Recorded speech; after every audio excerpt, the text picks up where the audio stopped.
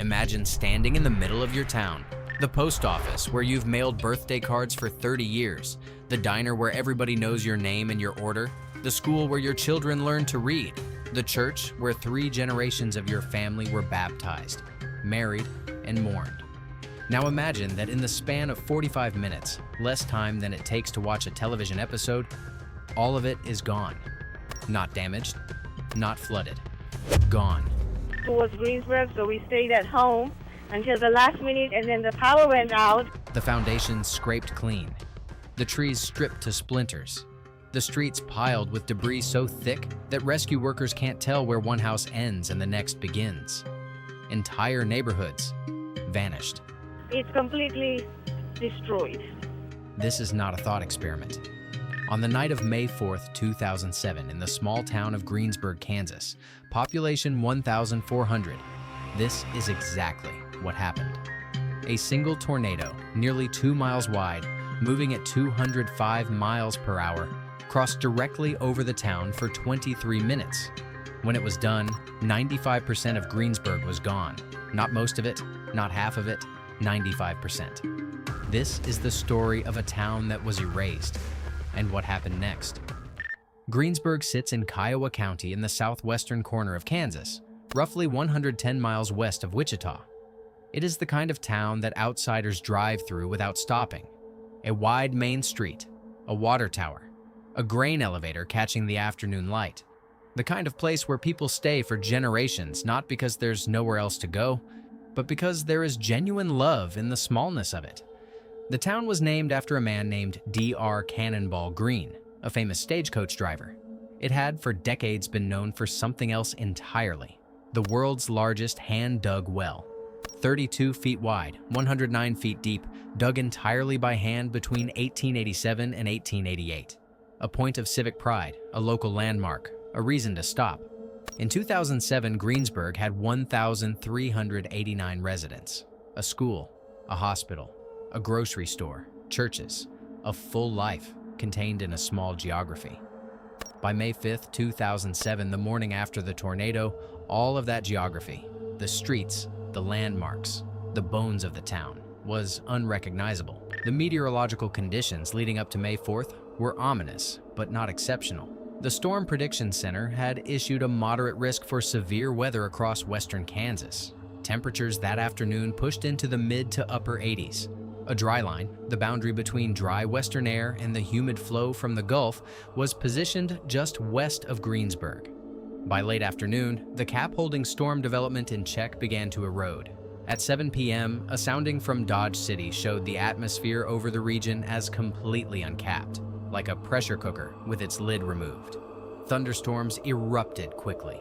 The supercell that would produce the Greensburg tornado began organizing at around 8 p.m. For approximately an hour, it cycled, producing smaller tornadoes strengthening cycling back. This process, called a mesocyclone cycle, is how the most violent tornadoes are born. At 9:03 p.m., the main tornado touched down north of County Line Road in Kiowa County. It would not lift for over an hour. The National Weather Service issued warnings. Sirens were activated across the county. The warning time, the gap between the alert and impact, was approximately 20 minutes. In tornado terms, that is significant. That is enough time, if you hear it, if you act, to reach shelter. But 20 minutes is also short, and not everyone in Greensburg heard. The tornado was rated EF5, the highest category on the enhanced Fujita scale, which had only been formally adopted by the National Weather Service 3 months earlier, in February 2007. Greensburg would become the first community devastated by a confirmed EF5 since the new scale's implementation.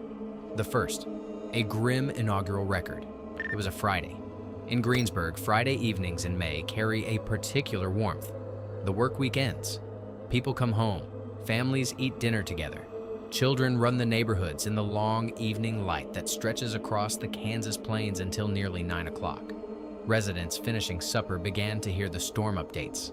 A large tornado had been reported west of town. Sirens began to wail. Some families moved to basements immediately.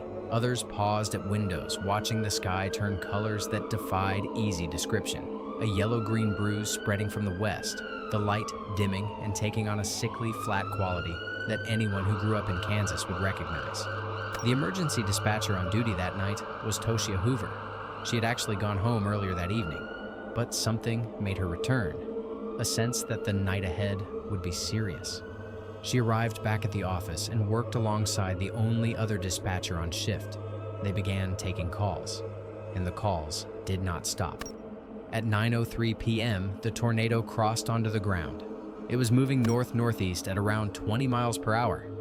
Its path was aimed directly at Greensburg. The town had approximately 20 minutes. The tornado was enormous before it even reached town. At nearly 1.7 miles wide, it consumed a swath that was, in some places, wider than Greensburg itself. Chasers who observed it from the south later described a wall of darkness that filled the entire horizon. Not a funnel, not a cone, not a column, but a mass. A moving mountain of rotating debris and rain. At 9:26 p.m., the leading edge of the tornado crossed into the southern limits of Greensburg. What followed was 23 minutes that defined the history of an American town. The tornado moved directly up Main Street. It did not clip the edge of town. It did not skirt the outskirts. It came through the center. Block by block, the homes along the storm's path were reduced to slabs. Not damaged, erased.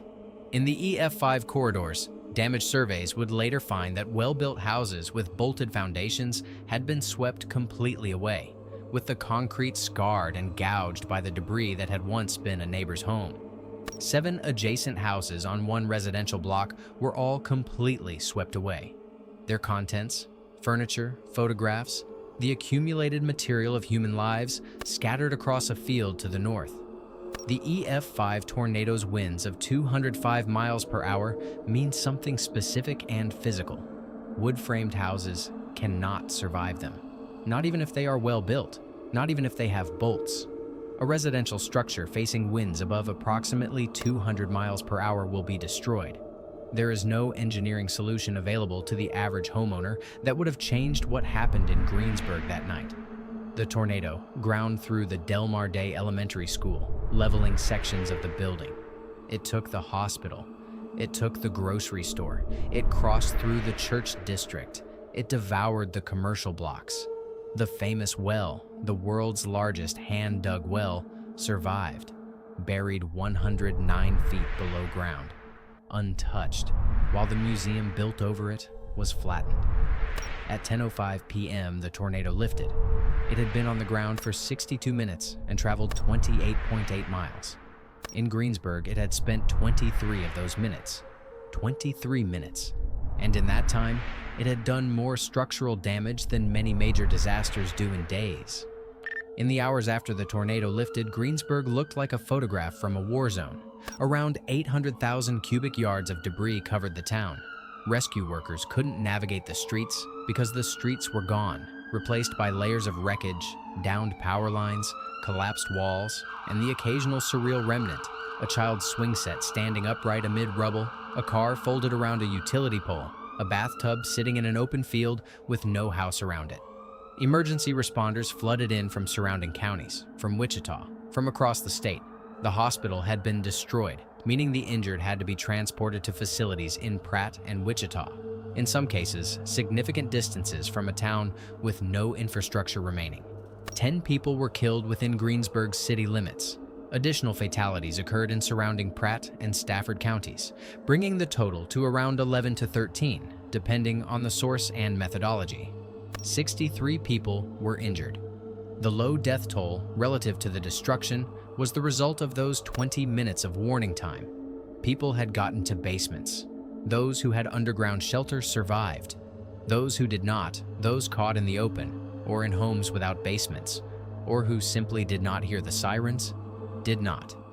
The names on the Greensburg Memorial include Claude Hopkins, 79, Evelyn Kelly, 75, Harold Schmidt, 77, Beverly Voles, 52, 8 more besides them. These were not statistics. These were neighbors. Kendall Smith was 10 years old on the night the tornado struck. She remembered understanding what had happened to her family, but not fully being able to process the emotional weight of it. She described the aftermath as looking like a bomb had gone off. a language that survivors of total destruction reach for because no other vocabulary quite fits. There are simply no words for a horizon where a town used to be. Smith grew up and years later became a meteorologist with Fox Weather. She uses her memory of Greensburg in her work, not as drama, as fuel, as a reason to communicate clearly when a serious storm is approaching. For the people in Greensburg who survived, the days immediately after the tornado were defined by two things: disorientation and connection. Disorientation, because there were no landmarks left. Survivors described driving through their own town and not knowing where they were. Streets they had walked their entire lives had become unrecognizable corridors of debris. The spatial memory that humans carry, the way we navigate by feel, by habit, by the presence of familiar shapes, was simply gone. And connection, because the people were still there. Everything you can think of that makes up a town has gone, except for the people, Kansas Governor Kathleen Sebelius said in the immediate aftermath. But Kansans are pretty resilient. One resident, Starla McLean, standing in the ruins of her home, voiced what many felt. "I don't know how we all can rebuild and bring this town back." But others were already thinking differently. In the days after the tornado, City Manager Steve Hewitt and City Council President John Jansen sat down in the parking lot of what remained of City Hall. They were surrounded by the wreckage of virtually everything they had managed, served, and built. And in that parking lot, with the smell of sawdust and earth in the air, they made a decision that would echo across the next decade. They were not going to just rebuild Greensburg. They were going to build something that had never existed before in a town this size. The idea emerged almost instinctively. If 95% of everything was already gone, there was no weight of the existing infrastructure holding them back. They had a blank canvas, a terrible, devastating blank canvas, but a canvas nonetheless. Why rebuild a mid-20th century town in the 21st century? Why replicate the old when the new was possible? The discussion turned to sustainability, to renewable energy, to buildings that were designed not just for function but for longevity and environmental responsibility. Some residents were skeptical, some were angry. They had lost their homes and their town, and what they wanted was familiarity, not a sustainability lecture.